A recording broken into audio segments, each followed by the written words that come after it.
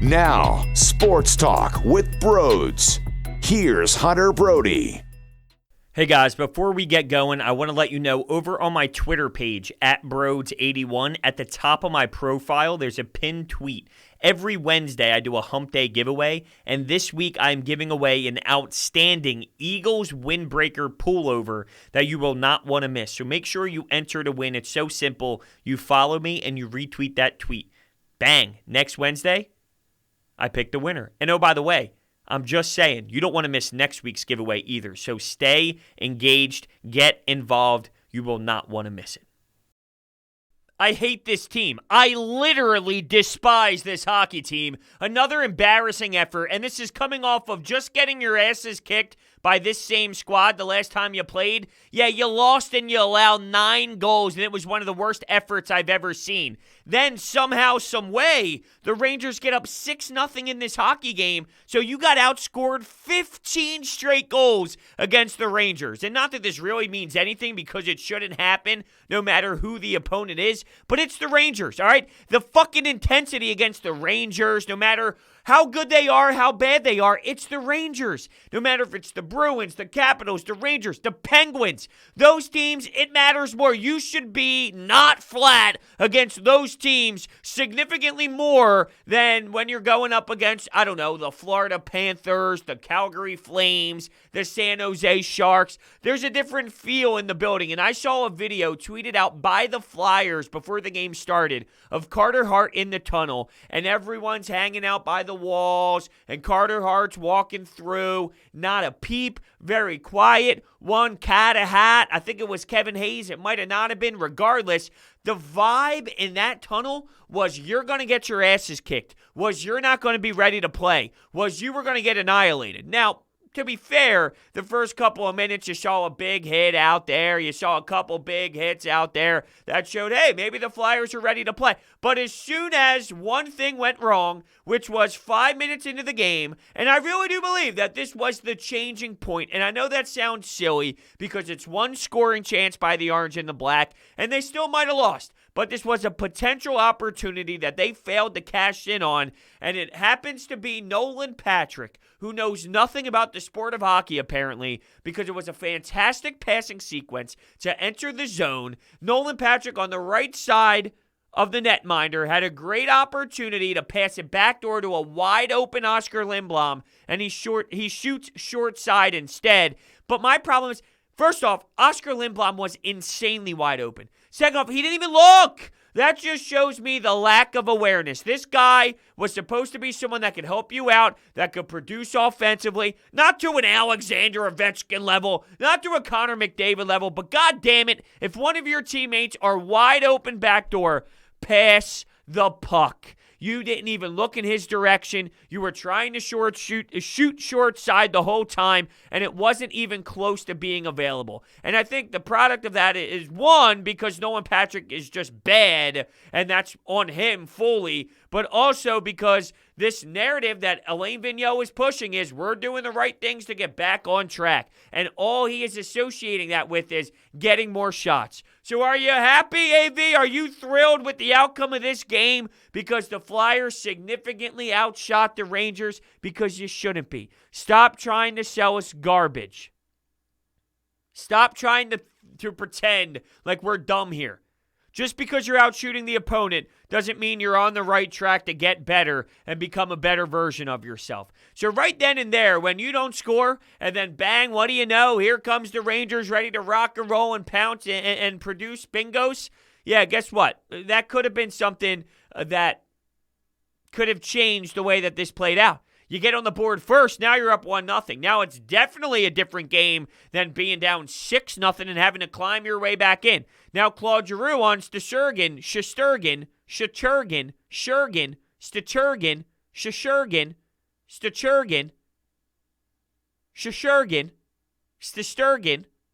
know what I'm trying to say. The goalie's last name.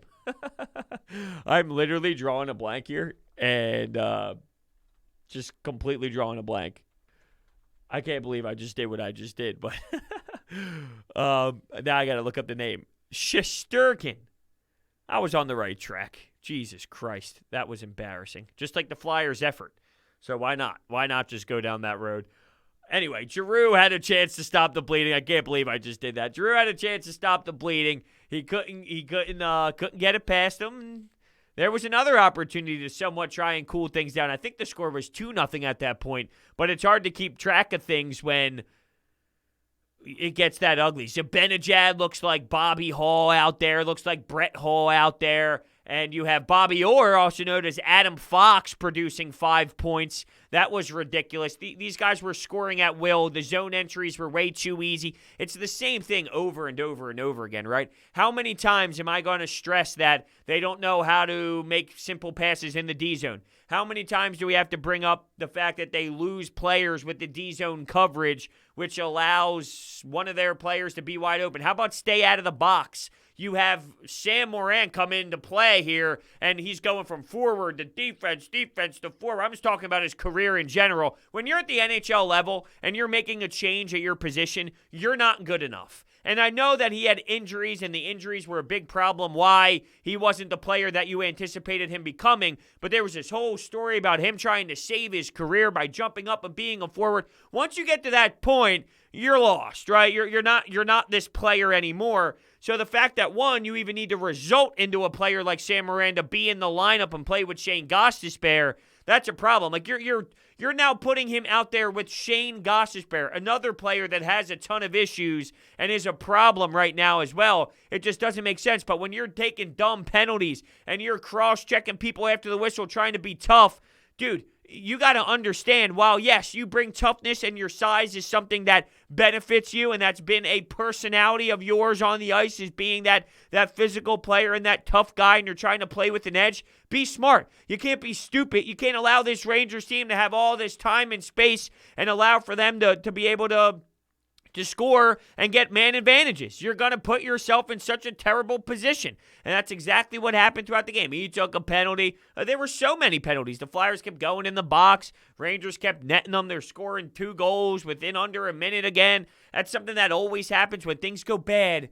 Things go terribly wrong. They spiral out of control, and there's no stopping it. So right now, let's look at the goaltenders, because I know everyone's like, hey, Carter Hart, I can't believe people aren't putting blame on Carter Hart. It's very simple. There's a lot of common hockey fans out there, and there's a lot of fans that were just sold Carter Hart was the special one. So when he has hiccups like this and when he's not the best version of himself, they think he blows, he's the problem, and he's the issue. Both goalies are getting torched. Both goalies are getting lit up. Would I like more timely saves? Absolutely. But when there's 35 grade A scoring chances in a game, you're not going to be able to make all these. You're going to get blown out. You're going to get lit up. Carter Hart looks a mess. Brian Elliott looks a mess. There's a reason why these goalies look a mess compared to last year when they didn't look as bad and they weren't as sloppy and they were limiting the opposing team to very small chances. They weren't getting all of these great looks. These aren't just scoring chances.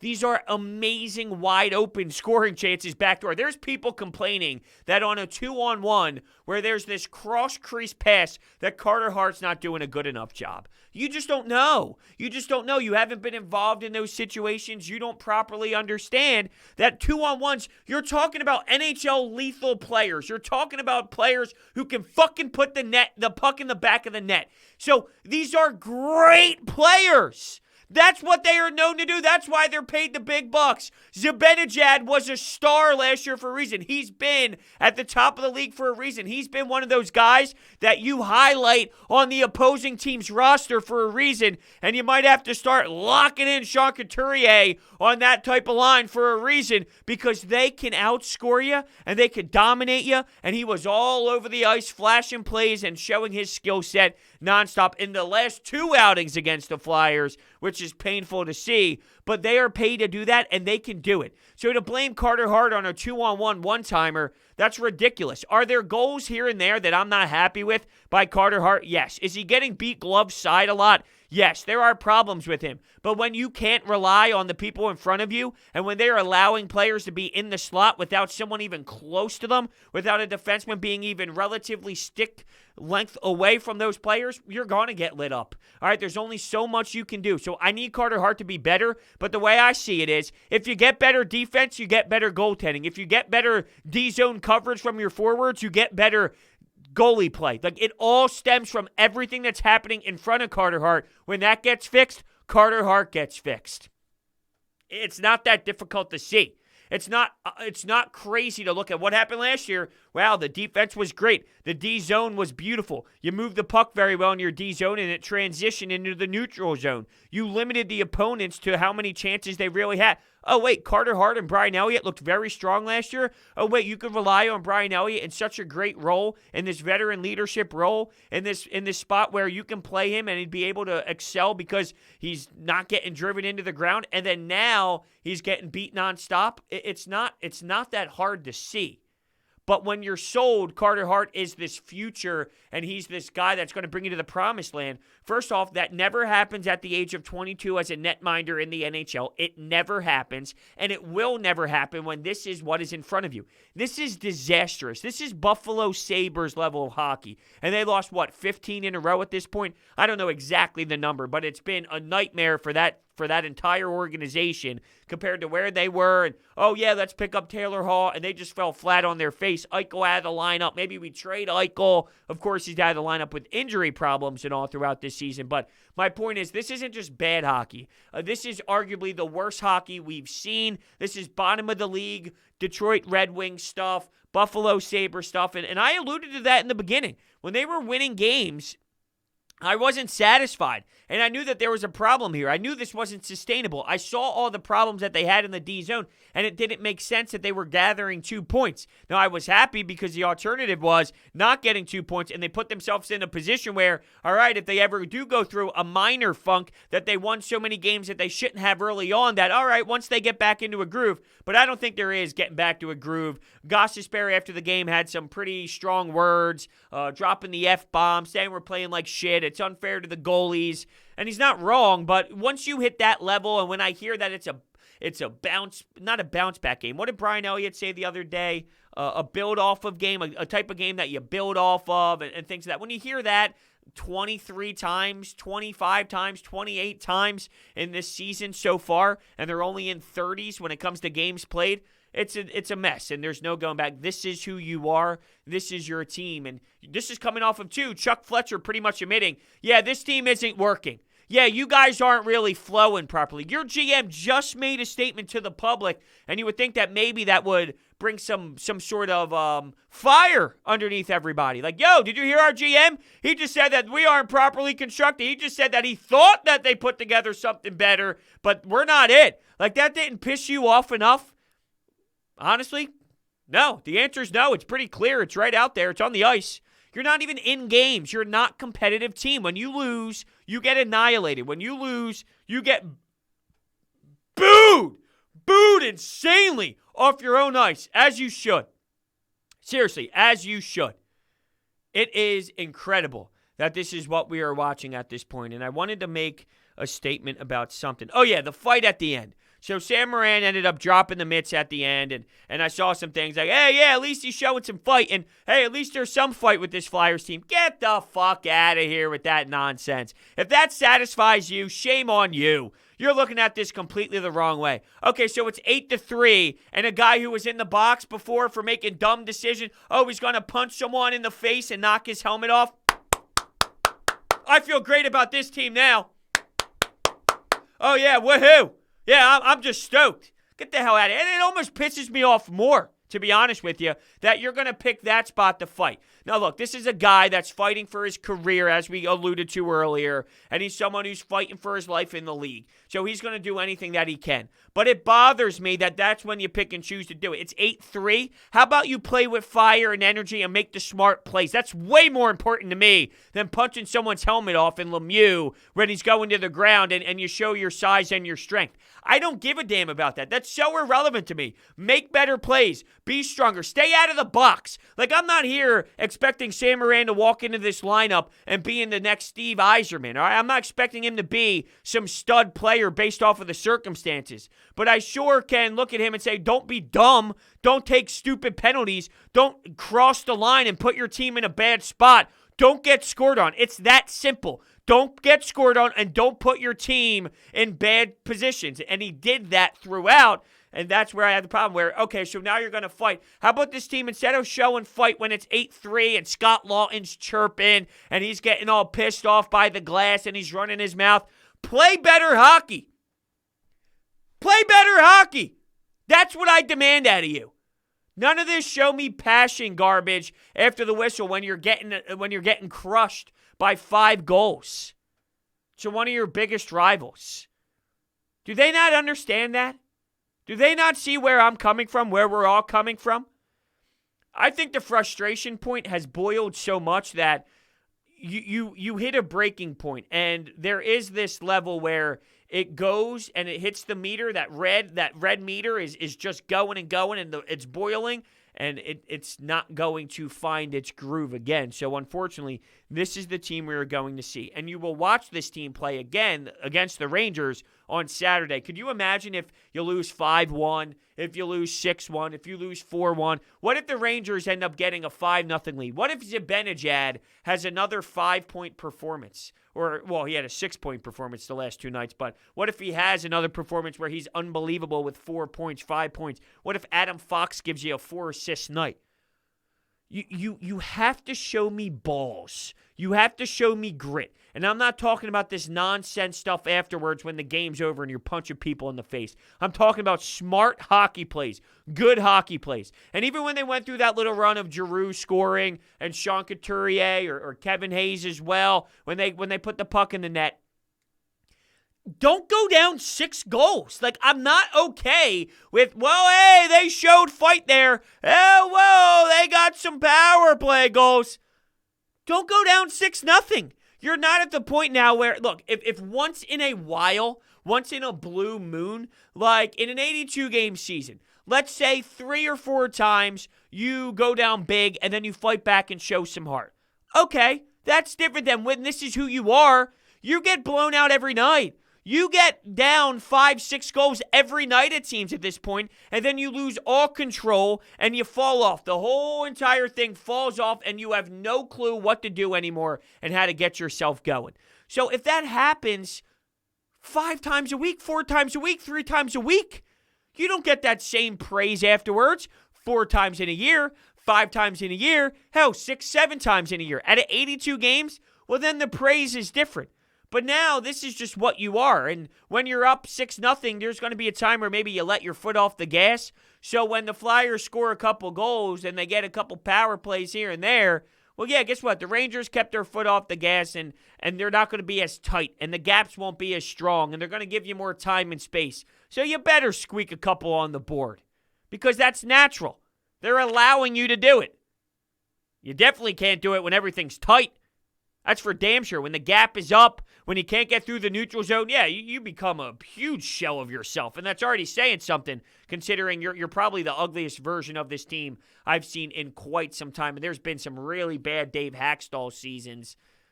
Yeah, there's been some ugly Dave Hackstall seasons. So Nolan Patrick -4. He sucks. Nolan Patrick is such a bad hockey player.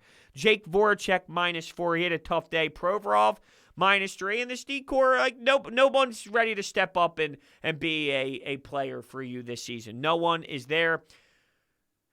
Ivan Provorov is not your number 1 steady guy that you can rely on. He's a phenomenal number 2 when he's playing with the security blanket, when he's playing with someone that you can rely on and someone that makes him comfortable out there where he can jump up in the play. But to this point, he can't be your number 1. He can't be that guy that is steady Eddie for somebody else. It's just not where he's at to this point. What did I want to get to with Alain Vigneault? I have Alain Vigneault written down, and oh yeah, I didn't like his lineup today. I would have stayed with Claude Giroux and Oscar Lindblom together. You're looking for a spark. So when you find that spark, why go away from it? And keep in mind, there was that awesome video surfacing of the big news by Oscar Lindblom that he's cancer-free and all, and that was big. You saw the reaction in practice.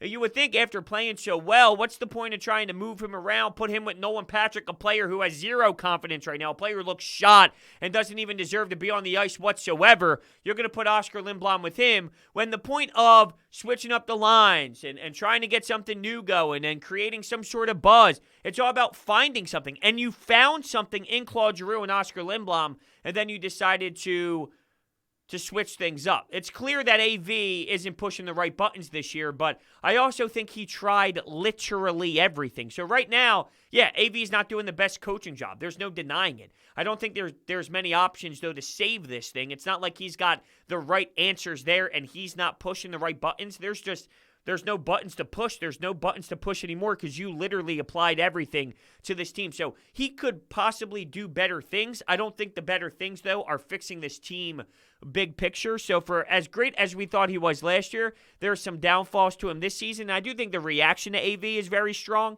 If you look at what he's done to his career, and yes, he hasn't won the championship. That's obvious. But he's one of the most winning coaches in NHL history. In NHL history, he has so many damn wins under his belt. The amount of hate that, I'm not even talking about from Flyers fans. I expect that from Flyers fans. You are going to get the irrational ones that just want to have him fired already because of one bad season after having such a dynamic season last season.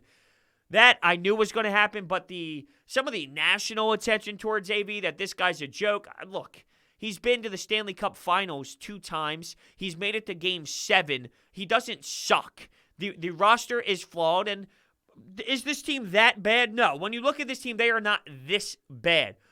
But these players got to be better. There's only so much a coach can do. I can't believe that there's people out there saying, I can't believe Justin Braun's turning the puck over and Sam Moran's out there and Nate Prosser's out there and Shane Gostisbehere's out there and Sanheim and Myers are messing up and AV's fault. And it's AV's fault. Is AV throwing the puck up the middle?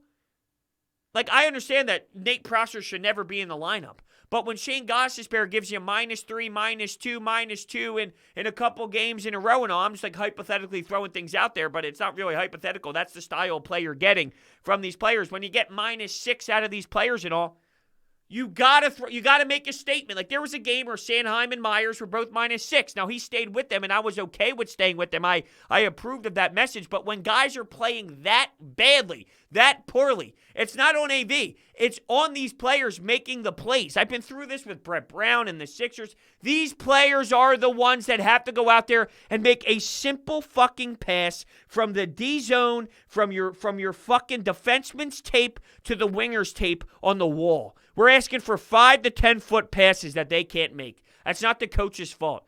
These disastrous D-zone coverage problems, it's a product of these players just not making the plays more so than it is AV. AV has blame on this mess. Everyone has blame when it comes to this mess. But to point out AV as if he's the biggest problem with this team, no. The biggest problem with this team is roster construction defensively and how putrid it is.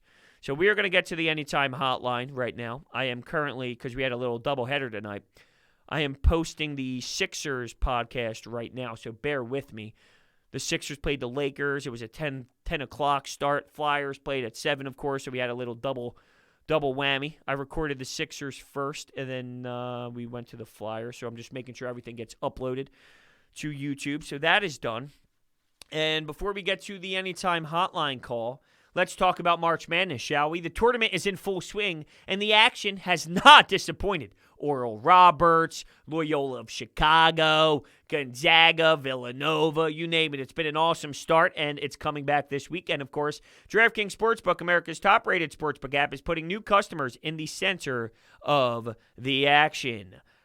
Bet $1 on any tournament game, and if your team wins, you win $100. It's that simple. Pick any college basketball team that's still in the hunt for your shot at winning $100. All it takes is a $1 bet and that team winning their next game. Download the top-rated DraftKings Sportsbook app now and use promo code BRODES when you sign up to turn $1 into $100 if the college basketball team of your choosing pulls off the win. That's code BRODES to turn $1 into $100 for a limited time only at DraftKings Sportsbook.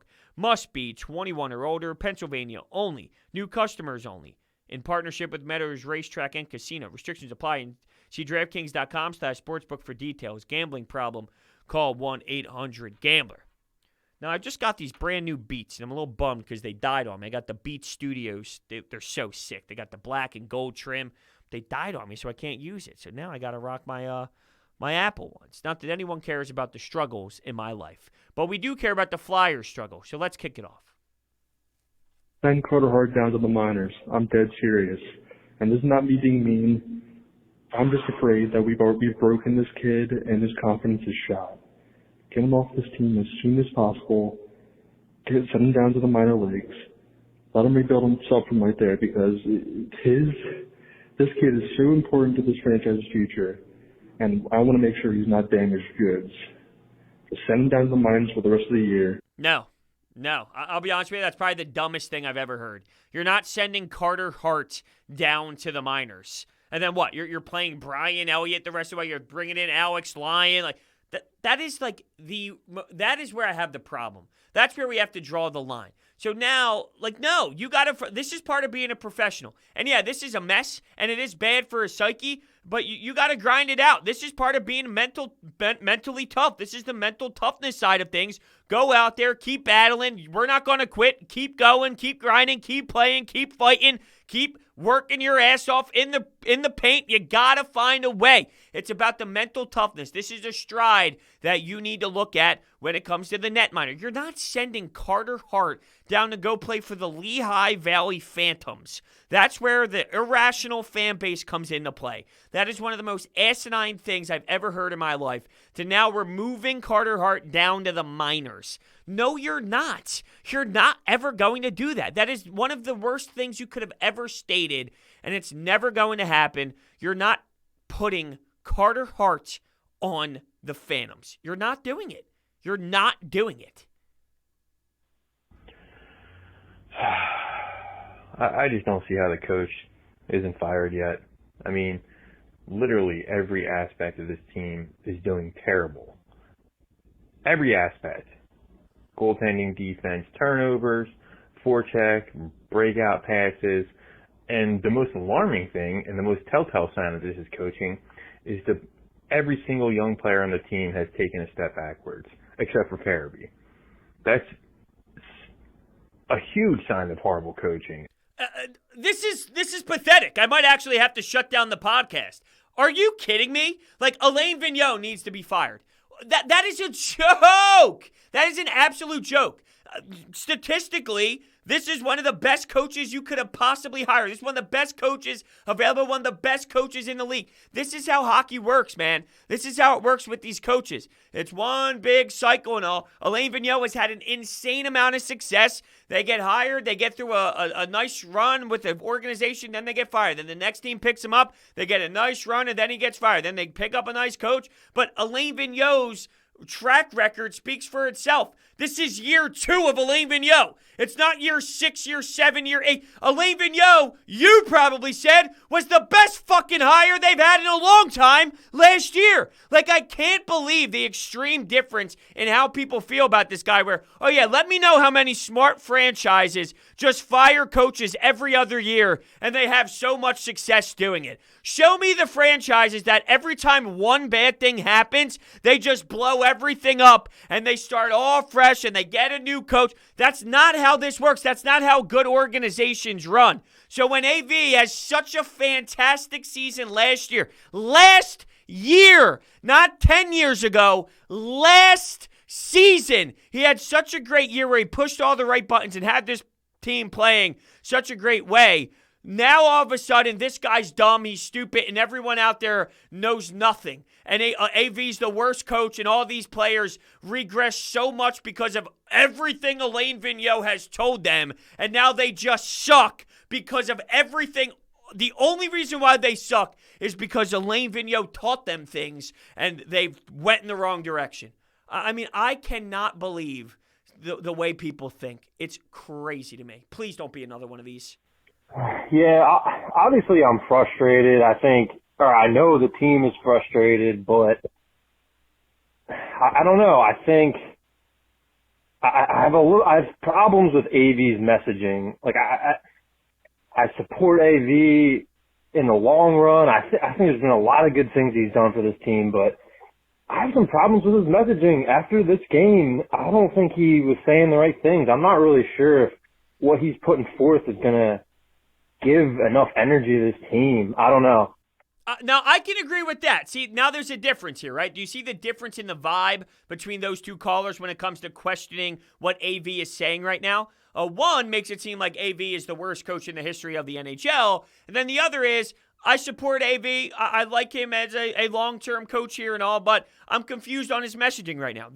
I'm here. I'm here for that, and I agree with that. I don't think he's been saying the right things. He keeps talking about the trajectory of this team, and they're doing the right things to get back on track. I never believed that for 1 second. And then now he's talking about he thinks the mindset is right with this team. He said something along the lines of, and I'm somewhat paraphrasing a bit, and it was something along the lines of, I believe, in my personal opinion, that they were prepared for this game the right way, and it didn't play out that way. But entering the night, they were prepared the right way with the right mentality. No, they weren't. If you're losing 8-3 and you're allowing 8 goals against the team, you get a power play. Now, it shouldn't have happened because it looked like the Rangers put the puck out of play, and then there was no call, and then the Rangers ended up scoring literally seconds later. So, yeah, this should have never happened. But you had power plays where the other team's getting an odd man rush. I mean, that's just unacceptable stuff. So you weren't mentally prepared the right way, and you weren't engaged the right way prior to the game starting,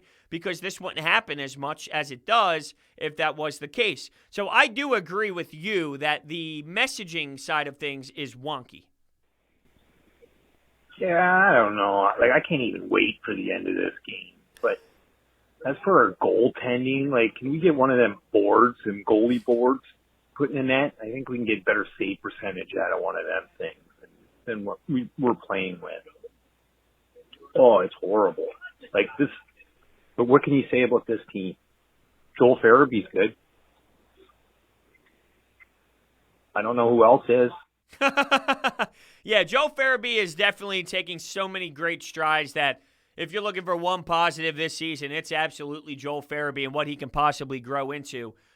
But, yeah, look, the save percentage thing, everyone's going to harp on it and say it's a goalie problem, apparently. But if you understand the sport, if you understand the game, it's a product of the 6 men out there on the ice. And these goalies are getting left out to dry 95% of the time. 90%. Let's say 90% of the time, these goalies are getting left out to dry. So if you want to bitch and complain about the 10%, by all means, you're entitled to bitch and complain. I'm not saying you specifically. I'm talking about the people that are complaining about Carter Hart. You can complain about the 10%. What I'll do, though, is I'll acknowledge that if you change what's in front of him, you get the defense back on track in the offseason, gain some veteran defensemen in there, then I'm more worried about the 90% that gets fixed, and then the 10%'s not as bad because you're still winning hockey games and everything else is cleaned up. So, yeah, 90% of the time they're getting left out to dry and there's not much that they can do, and then they get abused. So that's where we're at, and I don't even know if I can even look at any more calls because of the way that the first 2 went.